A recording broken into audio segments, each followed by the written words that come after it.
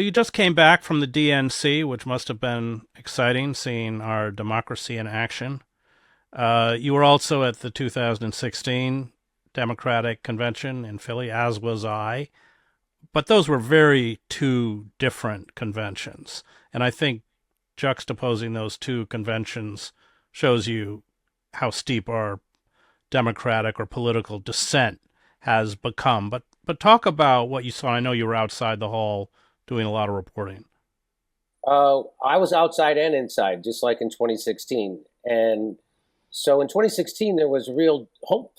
I felt good about it. There was half the primary voters in the 2016 election for the Democrats voted for Bernie Sanders, which meant they voted to overthrow the establishment of the Democratic Party and get the corporate control out of the party. And they wanted to return it to the people and workers, make it turn the Democratic Party. Well, Bernie used to start every speech with saying, "Sounds like you're ready for a revolution," right? And which he stopped saying that in 2020, but back then we were, and it felt like we were going to have a revolution. And so when inside and outside the hall, it felt great. There was a lot of friction. People were talking about policy differences. People were talking about big things.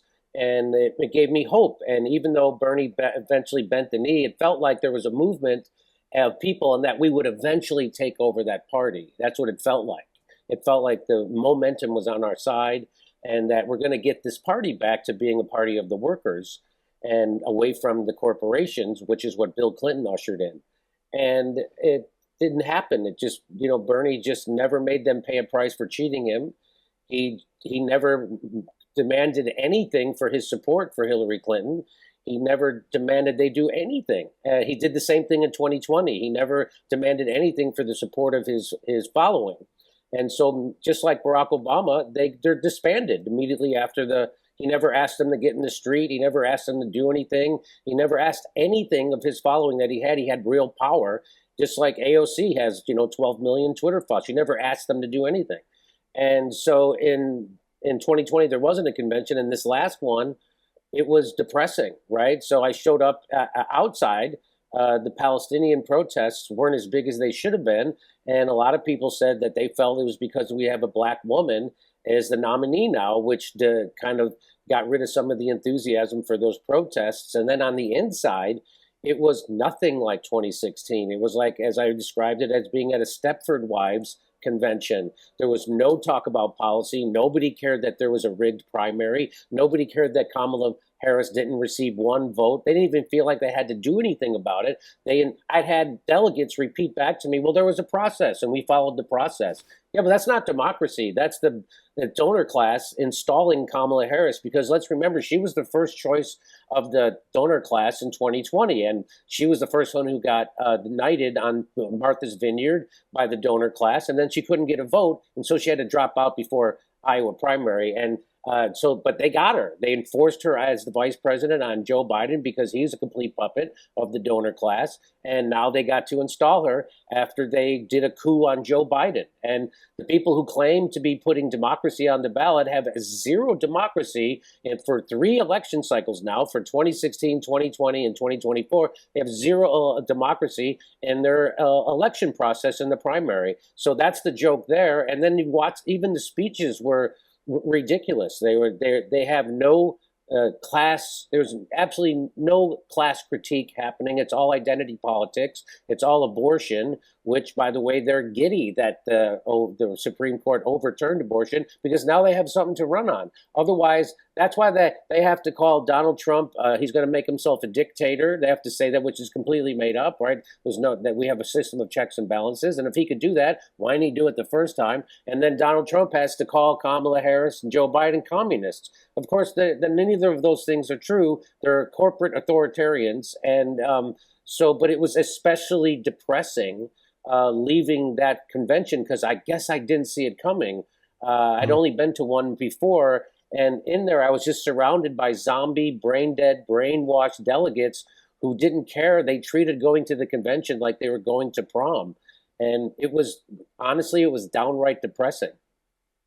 Well, you had this strange phenomena of the 1%, the Obamas. How many mansions does Barack Obama have? I think 3. He's worth hundreds of millions of dollars. Pritzker, bragging that he's a real billionaire, unlike Donald Trump. But you had the 1% using the rhetoric of class. Yeah. Oh, no doubt about it. They know.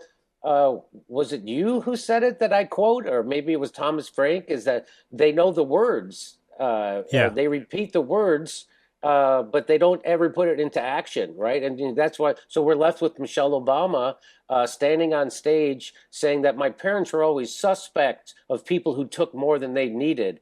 Meanwhile, like you said, they have three giant mansions. They have a 48 acres on Martha's Vineyard. They have another mansion in Chicago, and now they have one in Maui where they had to get. It's against the law to build a seawall, but they got a cutout because he's President Obama, so he put a seawall in front of his house. And why don't you can't do that? Because it creates beach erosion down the street. It's bad for the environment, but it doesn't matter because it's Barack Obama. And how many air conditioners do you think he has in those houses after he made his trip to Africa and told people that you all can't have air conditioners because the planet's going to overheat, and then he goes back. So it's just a joke. I mean, Barack Obama and Michelle Obama came into the White House without millions of dollars, and they left with millions of dollars, $80 million, and now they're worth like $180 million. And Michelle Obama charges $750,000 a speech. That's the last time I checked. So yeah, you were left with stuff like that, and you're left with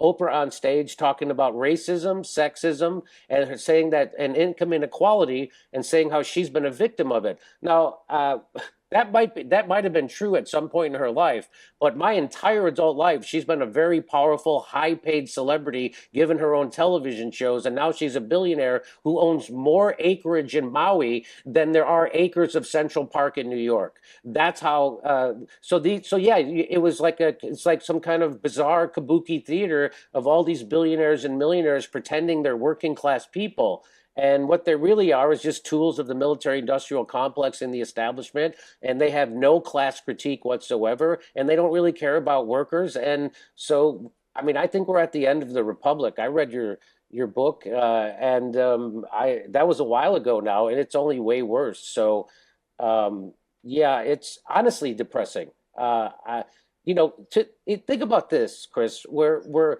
left with what Donald Trump is easily to the left of Kamala Harris. It's crazy. All he has to do is say, "I want to end the Ukraine war," and he's to the left of Kamala Harris. I mean, Kamala Harris is to the right of George Bush in a lot of ways, most ways, and it's a sad thing. I will say this: when I saw Bobby Kennedy at that rally for Donald Trump. And it's not that I believe Donald Trump is going to do what he says, or he's going to allow Bobby Kennedy to do what he says. It's the crowd, right? So the crowd was cheering ending the wars and investing that money back home. That was a stadium full of people. I had just come from a stadium full of people cheering on war and cheering on oligarchy. And there they were saying that they were going to take on the oligarchy. They're going to end the war. They're going to make friends with our enemies in China and Russia. They were saying that they were going to take on agribusiness. They were going to take on the corrupted FDA and our regulatory agencies. And they were going to fight big corporations. And they were being cheered while they were saying that. So it's not whether I, have put my faith in those politicians, but it's good to see that there's a stadium full of people who show up for a Republican that feel that way. So that's the only thing that gives me an ounce of hope for this country, is that if we could somehow come together. But I think that because of the Telecommunications Act, the media is so consolidated that they'll never let us come together. And the politics of division is very powerful, which is what identity politics is. And it's why I think a lot of these things are being pushed. It comes not from the bottom up, but from the top down, from Blackwater, Vanguard, because they can wrap, an ESG and those things, they can wrap themselves in a patina of virtue while they rape the planet, which is exactly what's happening. And which is why the Ukraine war and the Russian war is still going on.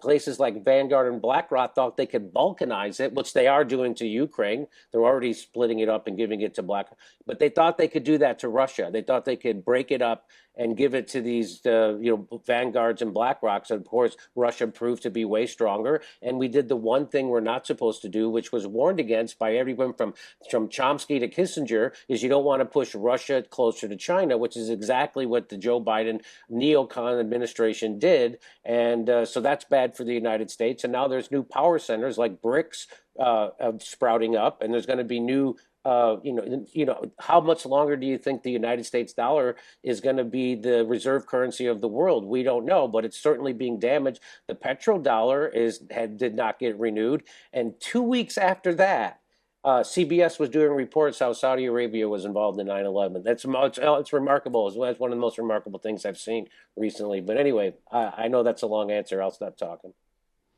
I want to talk about how they're going to run Kamala Harris. They're clearly taking everything from the Obama playbook, which is identity politics and race.